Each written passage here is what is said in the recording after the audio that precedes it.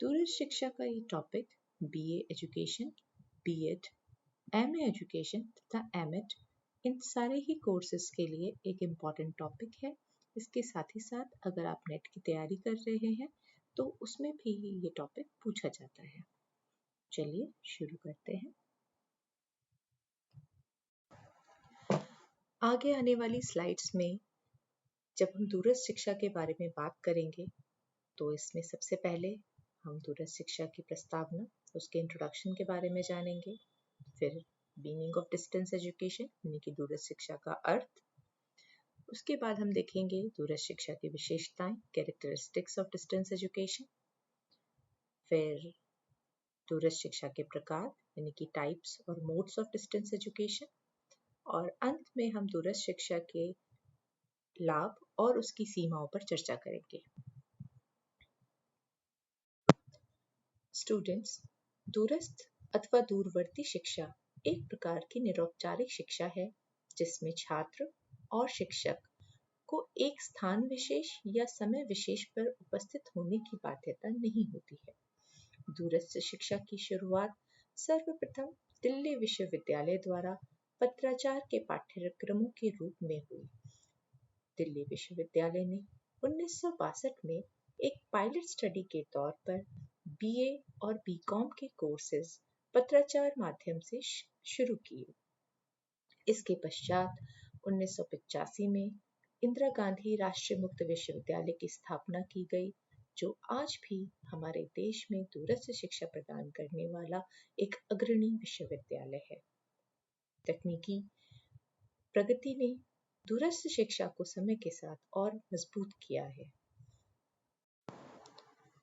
Homburg ने दूरस्थ शिक्षा को परिभाषित करते हुए कहा है कि दूरस्थ शिक्षा अध्ययन के अनेक प्रकारों में से एक है जो कक्षा में अपने छात्रों के साथ उपस्थित अध्यापकों के निरंतर तात्कालिक निरीक्षण से रहित है तथा जिसमें वे सभी शिक्षण विधियां समाहित रहती हैं जिनमें मुद्रित, यांत्रिक अथवा इलेक्ट्रॉनिक तकनीकों द्वारा शिक्षण किया जाता है।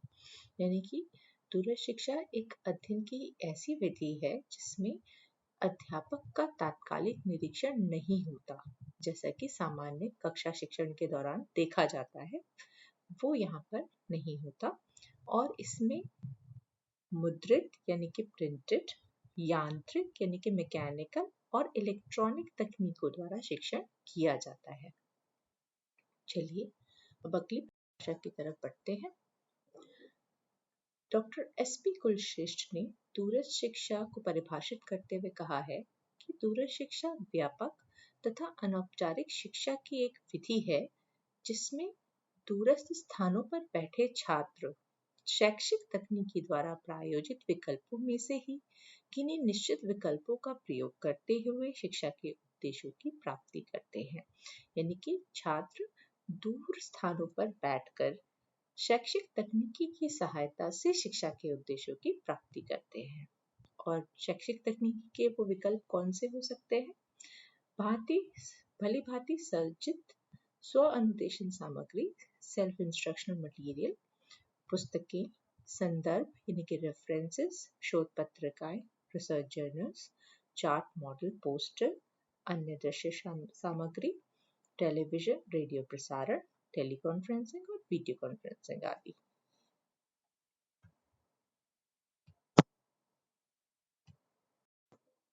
अतः इन परिभाषाओं के आधार पर हम ये कह सकते हैं कि दूरस्थ शिक्षा शिक्षा का ऐसा माध्यम है जिसमें शिक्षक और शिक्षार्थी एक दूसरे से भौगोलिक रूप से दूर रहने के बावजूद शैक्षिक तकनीकी के विभिन्न माध्यमों तथा दूर संचार के साधनों के द्वारा शिक्षण अधिगम प्रक्रिया में भाग लेते हैं। अब बात करते हैं दूरस्थ शिक्षा के कंपोनेंट्स की। 4 components of distance education are there. पहला है इंस्टीट्यूशनली बेस्ड। जो दूरस्थ शिक्षा होती है वो संस्थागत होती है, अर्थात किसी संस्था के द्वारा ही इसका क्रियान्वयन किया जाता है। इस संस्था के द्वारा ही छात्र दूरस्थ शिक्षा के कार्यक्रम में प्रवेश लेते हैं, विभिन्न माध्यमों से पढ़ते हुए वो परीक्षा देते हैं और उन्हें उनके सर्टिफिकेट या डिग्री की प्राप्ति होती है। दूसरा अवयव जो दूरस्थ शिक्षा के लिए महत्वपूर्ण होता है वो है separation of teacher and students. दूरस्थ शिक्षा की पहचान ही यही है कि इसमें शिक्षक और शिक्षार्थी के मध्य एक दूरी होती है, दोनों एक दूसरे के साथ फेस टू फेस इंटरैक्ट नहीं करते। तीसरा कंपोनेंट दूरस्थ शिक्षा का है इंटरैक्टिव टेलीकम्युनिकेशन। चूंकि दूरस्थ शिक्षा में शिक्षक और शिक्षार्थियों के बीच में एक डायरेक्ट कम्युनिकेशन नहीं है, इसलिए उस कम्युनिकेशन चैनल की पूर्ति दूरसंचार के विभिन्न साधनों के द्वारा पूरी की जाती है। चौथा कंपोनेंट है sharing of data, voice and video, अर्थात छात्रों के साथ लर्निंग एक्सपीरियंसेस को शेयर करने के लिए उन्हें विभिन्न प्रकार की लिखित सामग्री, वॉइस अथवा वीडियो रिकॉर्डिंग मटेरियल उन्हें प्रोवाइड किया जाता है। तो ये चार कंपोनेंट्स मिलकर के ही दूरस्थ शिक्षा को बनाते हैं और इन चारों बातों का होना किसी कार्यक्रम के लिए, दूरस्थ शिक्षा के कार्यक्रम के लिए आवश्यक है। आइए अब बात करते हैं दूरस्थ शिक्षा की विशेषताओं की। Characteristics of distance education.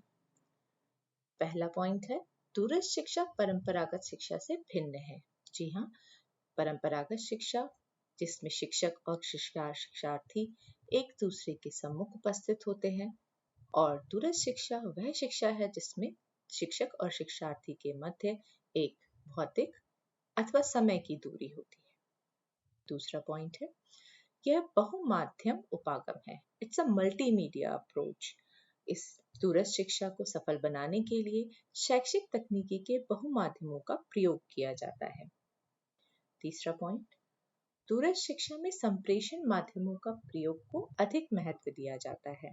जैसा कि हमने पहले ही ये आपको बताया है कि दूरस्थ शिक्षा में शिक्षक और शिक्षार्थी के मध्य प्रत्यक्ष संवाद नहीं होता, वो एक दूसरे के सम्मुख उपस्थित नहीं होते, इसलिए शिक्षक और शिक्षार्थी के मध्य संप्रेषण सुचारू हो और बेहतर हो, इसके लिए विभिन्न प्रकार के संप्रेषण माध्यमों का प्रयोग किया जाता है।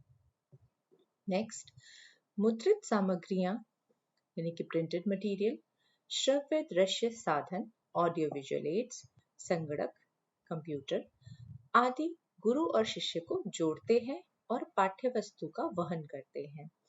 क्योंकि दूरस्थ शिक्षा है, शिक्षक और शिक्षार्थी एक दूसरे के दूर हैं, एक दूसरे से दूर स्थित हैं, इसलिए शिक्षक अपनी बात को शिक्षार्थी तक पहुंचाने के लिए विभिन्न प्रकार के प्रिंटेड मटेरियल्स का, ऑडियो विजुअल एड्स का, कंप्यूटर और इंटरनेट आदि चीजों का प्रयोग करके वो शिष्य से जुड़ता है। नेक्स्ट पॉइंट है, इस विधि में विद्यार्थियों को सामूहिक रूप से नहीं पढ़ाया जाता। वे जो कुछ भी पढ़ते हैं या सीखते हैं वे व्यक्तिगत अध्ययन पर ही आधारित होता है। दूरस्थ शिक्षा में जो भी टीचिंग लर्निंग मटेरियल है, जो भी पाठ्य वस्तु है, वो शिक्षार्थी तक पहुंचाई जाती है और वो शिक्षार्थी उस मटेरियल को पढ़ के इंडिविजुअलाइज्ड स्टडी करता है। वो एक नॉर्मल ट्रेडिशनल क्लासरूम की तरह एक ग्रुप स्टडी ना हो करके एक व्यक्तिगत अध्ययन होता है। नेक्स्ट छठा पॉइंट है, यह प्रणाली शिक्षार्थी को अध्ययन में पूर्ण स्वतंत्रता प्रदान करती है। दूरस्थ शिक्षा में जब शिक्षार्थी अपने स्टडी मटेरियल को लेकर के पढ़ता है तो उसके पास समय अथवा स्थान की कोई सीमा नहीं होती, कोई बंधन नहीं होता, वह अपनी इच्छा अनुसार समय पर उस मटेरियल को पढ़ सकता है। नेक्स्ट सातवां पॉइंट है, इस विधि में विद्यार्थी को स्थायी रूप से मेल मिलाप का अवसर नहीं मिलता, केवल संपर्क सत्रों में ही वे परस्पर मिल सकते हैं। यहाँ पे बात हो रही है जो क्लासरूम इंटरेक्शन होते हैं नॉर्मल ट्रेडिशनल क्लासरूम में, परंपरागत कक्षाओं में, जहाँ पर विद्यार्थी अनेक विद्यार्थियों के साथ ग्रुप में रह के पढ़ते हैं, दूरस्थ शिक्षा में ये मेल मिलाप का अवसर उन्हें नहीं प्राप्त हो पाता, क्योंकि वे सब अपने अपने घरों में अपने अपने स्थानों पर ही रहकर पढ़ रहे हैं। और जब संपर्क सत्र आयोजित किए जाते हैं जहाँ पे छात्रों की समस्याओं का निराकरण किया जाता है, तभी ये विद्यार्थी आपस में एक दूसरे से मिलते हैं। 8वां पॉइंट है, दूरस्थ शिक्षा निजी अध्ययन पर आधारित है, इसलिए विद्यार्थी संस्था के रूप में अध्ययन नहीं करते। 9वां पॉइंट, यह विधि सीखने की एक सुव्यवस्थित प्रणाली है, इसे हम आकस्मिक अथवा अनौपचारिक शिक्षा नहीं कह सकते और ना ही यह घर पर स्वयं अध्ययन करने की विधि है। जब हम दूरस्थ शिक्षा की बात करते हैं तो आज के टाइम पर टेक्नोलॉजी इतनी एडवांस हो गई है कि हमें कोई भी इंफॉर्मेशन चाहिए तो हम गूगल पर इंटरनेट के माध्यम से वो सूचना प्राप्त कर लेते हैं।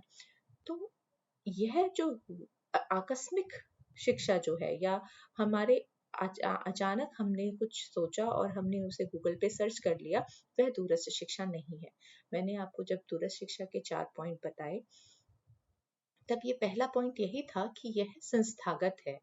यह एक सुव्यवस्थित प्रणाली है जिसमें एक प्रॉपर एडमिशन होता है, आपको स्टडी मटेरियल प्रोवाइड कराया जाता है और आपकी परीक्षा होती है और आपको एक सर्टिफिकेट मिलता है।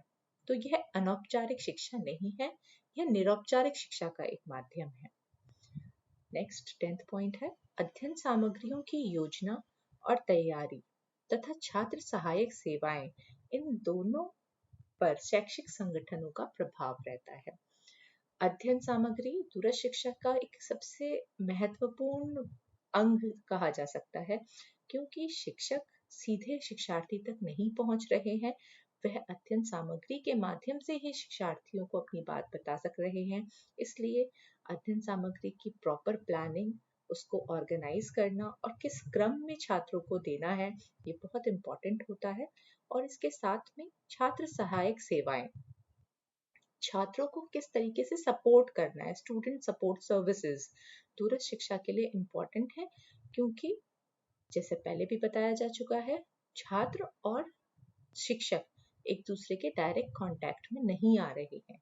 इसलिए स्टूडेंट की क्वेरीज को रिजॉल्व करने के लिए, उनके डाउट्स को क्लियर करने के लिए स्टूडेंट सपोर्ट सर्विसेज बहुत इम्पोर्टेंट है। नेक्स्ट पॉइंट है, इस प्रणाली में ऐसी व्यवस्था रहती है कि आवश्यकता पड़ने पर विद्यार्थी शिक्षकों से वार्तालाप कर सके तथा अपनी कठिनाइयों और संशयों का निवारण कर सके। ये पॉइंट ऊपर भी क्लियर मैंने कर दिया है कि दूरस्थ शिक्षा में स्टूडेंट्स के शंकाओं को, संशयों को दूर करने के लिए वो शिक्षक से कांटेक्ट कर सके, इस प्रकार की व्यवस्था होती है। और आप टेक्नोलॉजी ने आपको ये सहूलियत दे दी है कि आप मेल करके, ईमेल भेज करके या फिर टेली या वीडियो कॉन्फ्रेंसिंग के माध्यम से शिक्षक से बात कर सकते हैं। नेक्स्ट पॉइंट है, इस विधि में छात्र अपनी योग्यता के अनुसार और अपनी इच्छा के अनुसार समय लगाकर प्रगति करता है।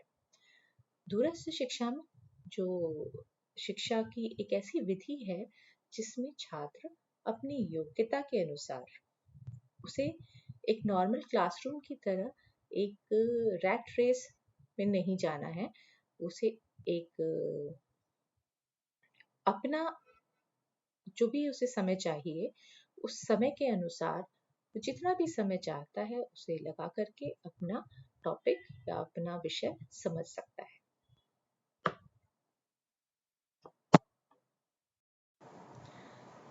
अब मोड्स ऑफ डिस्टेंस एजुकेशन, दूरस्थ शिक्षा के प्रकार। दूरस्थ शिक्षा जो आज के टाइम पर दी जा रही है वो दो प्रकार की है, एक है सिंक्रोनस मोड और दूसरा है एसिंक्रोनस मोड। सिंक्रोनस मोड को हिंदी में तुल्यकालिक कहा जाता है और एसिंक्रोनस को अतुल्यकालिक। सिंक्रोनस मोड का तात्पर्य है when teacher and pupil interact in different places but during the same time। शिक्षक और शिक्षार्थी दोनों अलग अलग स्थान पर एक साथ अगर उपस्थित हैं और शिक्षण अधिगम प्रक्रिया चल रही है तो इसे सिंक्रोनस मोड कहा जाता है। ऐसा कब होता है, इसके एग्जाम्पल्स हैं group chat, web seminars, video conferencing. इस तरीके के माध्यमों से जब शिक्षक शिक्षार्थियों को पढ़ा रहा है जिसमें शिक्षक और शिक्षार्थी एक ही समय पर अलग अलग जगह उपस्थित हैं। और शिक्षण अधिगम प्रक्रिया चल रही है तो इसे हम सिंक्रोनस मोड कहते हैं। दूसरा मोड है एसिंक्रोनस मोड, अतुल्यकालिक, यानी कि when teacher and pupil interact in different places and during different times, जगह भी अलग है और समय भी अलग है, अलग अलग स्थानों पर है और अलग अलग समय पर है और शिक्षण अधिगम प्रक्रिया चल रही है, इसे हम अतुल्यकालिक या एसिंक्रोनस मोड कहते हैं। ऐसा होता है जब एक शिक्षक और शिक्षार्थी के मध्य ईमेल्स के माध्यम से, प्रिंटेड मटेरियल्स के माध्यम से, ऑनलाइन फोरम्स पर कोई डिस्कशन हो रहा हो, या ऑडियो रिकॉर्डिंग्स हम स्टूडेंट्स को भेजें, या वीडियो लेक्चर की रिकॉर्डिंग हम स्टूडेंट को भेजें, जो रिकॉर्ड किसी और समय की गई और स्टूडेंट उनको सुन अपनी सहूलियत के अनुसार किसी और समय वो किसी और स्थान पे रह करके सुन करके उसे समझ रहा है। तो सिंक्रोनस मोड और एसिंक्रोनस मोड, ये दो मोड होते हैं दूरस्थ शिक्षा के। आइए बात करते हैं दूरस्थ शिक्षा के लाभ की। एडवांटेजेस ऑफ डिस्टेंस एजुकेशन क्या है? First of all, distance education provides flexibility of time and space. दूरस्थ शिक्षा विद्यार्थियों को समय और स्थान का लचीलापन प्रदान करती है। समय और स्थान के लचीलेपन का तात्पर्य है कि छात्र अपनी सहूलियत के अनुसार समय चुनकर किसी भी स्थान पर शिक्षा प्राप्त कर सकते हैं। परंपरागत शिक्षण की भांति उन्हें एक निश्चित समय पर एक निश्चित टाइम टेबल के हिसाब से क्लासेस को अटेंड नहीं करना होता। दूसरा पॉइंट है कि दूरस्थ शिक्षा स्वगति के सिद्धांत पर आधारित होती है। स्टूडेंट्स को सेल्फ पेसिंग से पढ़ने का अवसर मिलता है। सेल्फ पेसिंग या स्वगति क्या है? इसमें छात्र अपनी गति के अनुसार पढ़ते हैं। वो किसी टॉपिक को पढ़ने में अगर उन्हें ज्यादा समय लग रहा है तो वो अपना पूरा समय लेकर के उस विषय पर अध्ययन कर सकते हैं। नेक्स्ट है helpful for physically challenge students. जो हमारे शारीरिक रूप से विकलांग विद्यार्थी हैं, जिन्हें एक जगह से दूसरी जगह जाने में तकलीफ होती है, उनके लिए दूरस्थ शिक्षा बहुत ही उपयोगी है। वे अपने घर बैठे शिक्षा प्राप्त कर सकते हैं। नेक्स्ट है एक्सेसिबिलिटी ऑफ एजुकेशनल अपॉर्चुनिटीज। शैक्षिक अवसरों की सुलभता। दूरस्थ शिक्षा ने शैक्षिक अवसरों को देश के कोने कोने तक पहुंचा दिया है। आज किसी भी गांव में किसी भी क्षेत्र का बालक किसी शिक्षा के अवसर से दूर नहीं रह सकता, क्योंकि अगर वो रेगुलर कोर्सेज में एडमिशन नहीं ले पा रहा है किसी भी कारणवश, तो वो दूरस्थ शिक्षा के कोर्सेज में एडमिशन ले सकते हैं। नेक्स्ट है टेक्नोलॉजिकल फैसिलिटेशन। जितनी विज्ञान ने प्रगति की है, जितनी नई नई टेक्नोलॉजी आ गई है, उसने दूरस्थ शिक्षा को बहुत ही आसान, इफेक्टिव और इजी बना दिया है, इजी टू अप्रोच बना दिया है। शिक्षा हर व्यक्ति तक पहुंच रही है। नेक्स्ट है कॉस्ट इफेक्टिव। दूरस्थ शिक्षा ने शिक्षा पर होने वाला जो व्यय है उसे भी काफी हद तक कम कर दिया है। नेक्स्ट है केटरिंग इंडिविजुअल डिफरेंसेस। व्यक्तिगत भिन्नताएं।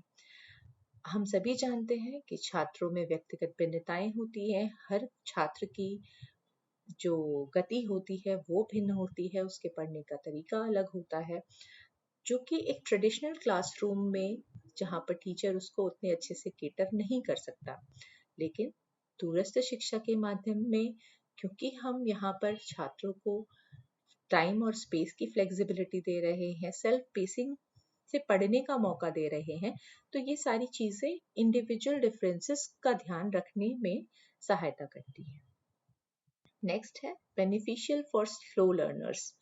जो दूरस्थ शिक्षा के पाठ्यक्रम हैं, ये उन छात्रों के लिए भी बहुत उपयोगी हैं जो धीमी गति से सीखते हैं। वे अपना पूरा समय लेकर के अपने विषय को समझ सकते हैं। Next is limitation of distance education. दूरस्थ शिक्षा की सीमाएं क्या क्या है? जी हाँ, दूरस्थ शिक्षा में बहुत सी अच्छी बातें हैं, तो साथ में कुछ कमियां भी हैं जो अभी हमें जिनसे डील करना बाकी है। पहली जो कमी है वो है lack of face to face interaction. देखिए, क्योंकि जो एक ट्रेडिशनल क्लासरूम में जो एक टीचर और स्टूडेंट के बीच में जो पर्सनल इंटरेक्शन वाला एक टच होता है, वो दूरस्थ शिक्षा में उसका अभाव है। आमने सामने जो बातचीत होती है कक्षा की, उसका यहाँ पे अभाव रहता है। नेक्स्ट पॉइंट है require lots of self motivation. क्योंकि दूरस्थ शिक्षा में शिक्षक का जो प्रत्यक्ष निरीक्षण है वो नहीं है उपस्थित, तो यहाँ पे छात्र को बहुत ज्यादा सेल्फ मोटिवेशन, आत्म प्रेरणा की आवश्यकता होती है ताकि वो पढ़ाई को अपने हिसाब से चलाए जारी रखे। नेक्स्ट है डिलेड फीडबैक। क्योंकि शिक्षक और शिक्षार्थी के बीच में स्थान और समय की दूरी है, इसलिए जो शिक्षार्थी को शिक्षक के तरफ से फीडबैक मिलता है उसमें थोड़ा सा डिले होता है। इससे भी शिक्षण अधिगम प्रक्रिया कुछ हद तक प्रभावित होती है। Next is not much suitable for practical knowledge. आज भी बहुत से विषय ऐसे हैं जिनके लिए छात्रों को प्रैक्टिकल करने की एक लैब की आवश्यकता होती है, और दूरस्थ शिक्षा के पाठ्यक्रम अभी भी हमारे देश में इतने समृद्ध नहीं है कि ये उन विषयों में शिक्षा प्रदान कर सके। हालांकि वर्चुअल लैब्स का, वर्चुअल रियलिटी का कंसेप्ट हमारे देश में आ चुका है।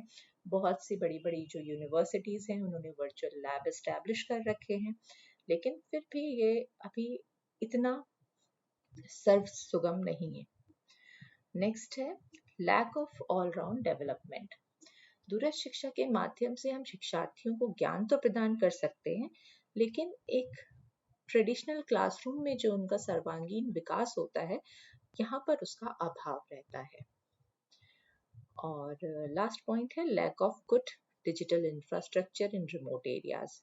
आज भी इतनी प्रगति के बावजूद हमारे दूर दराज के जो इलाके हैं वहाँ पर डिजिटल इंफ्रास्ट्रक्चर की कमी है, इंटरनेट की सुविधाएं नहीं है, कंप्यूटर नहीं है छात्रों के लिए।